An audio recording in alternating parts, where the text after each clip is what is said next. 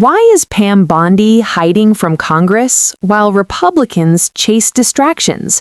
Jasmine Crockett just exposed the game, and it all leads back to the Epstein files. Two more questions. So Congressman Biggs came out and said that Maxwell's lawyer said that she had no indication that either President Trump or President Clinton were implicated in any wrongdoing. Wondering if you'd confirm that you heard that, but also how you evaluate that statement given some of the comments you're making about her clemency plea. And we'll take your question and then we'll answer and wrap up. I just wanted to ask what you all make of Congressman Comer's back and forth with the Clintons on closed-door tape deposition versus public testimony, and if you're worried that this might derail what's going on right now and lead Republicans back to pursuing consent.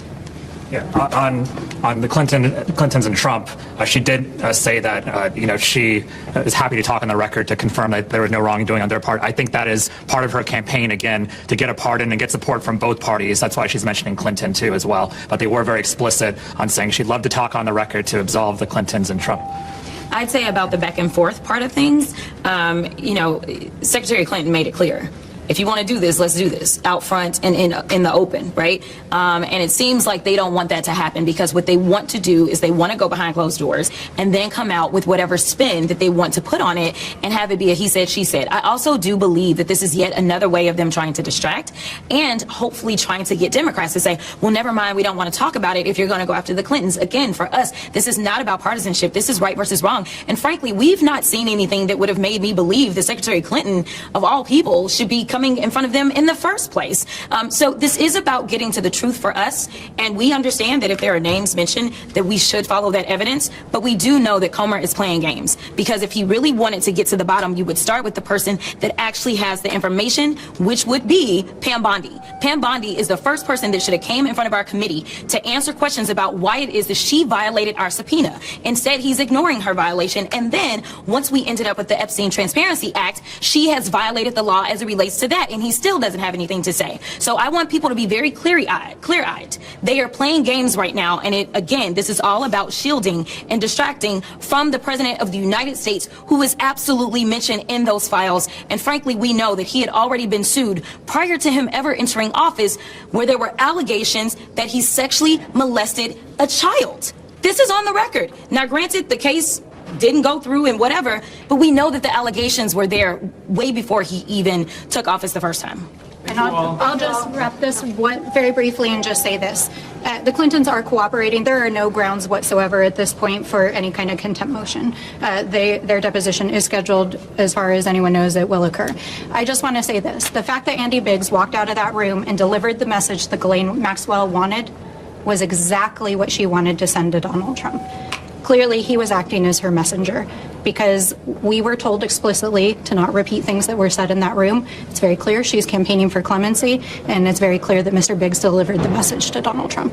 Thank you. Thank you, everyone. This moment from Jasmine Crockett cuts straight through the noise because she refuses to let Republicans rewrite the story in real time. While GOP lawmakers desperately try to drag the Clintons back into the spotlight, Crockett makes one thing painfully clear. This isn't about partisan theater. It's about accountability, subpoenas, and the law. She lays out the reality Republicans don't want to face. Ghislaine Maxwell is openly signaling for clemency, floating statements meant to soothe powerful men, and conveniently having those messages carried straight out of closed-door meetings. That alone should raise alarms. But instead of scrutinizing that behavior, House Republicans are ignoring the person who actually holds responsibility right now, Pam Bondi. Crockett points out what should be obvious. Bondi has allegedly violated a congressional subpoena and ignored the requirements of the Epstein Transparency Act, yet House Oversight leadership says nothing. No outrage, no enforcement, no consequences. That silence isn't accidental, it's strategic. And then Crockett drops the part Republicans really don't want discussed. Donald Trump is named in the Epstein files, and allegations involving him existed long before he ever stepped into the Oval Office. These aren't new claims invented for politics. They were documented years ago. Whether people like that fact or not, it's on the public record. Meanwhile, Democrats aren't blocking testimony. Crockett notes that Bill Clinton is cooperating, depositions are scheduled, and there's no legal basis for contempt. So the Republican pivot isn't about truth, it's about distraction, create chaos, muddy the waters, and hope the spotlight moves away from the people currently dodging accountability. This exchange exposes the core problem. When oversight only runs in one political direction, justice collapses. Congress cannot claim to care about victims, transparency, or the rule of law while protecting powerful figures who refuse to answer questions under oath.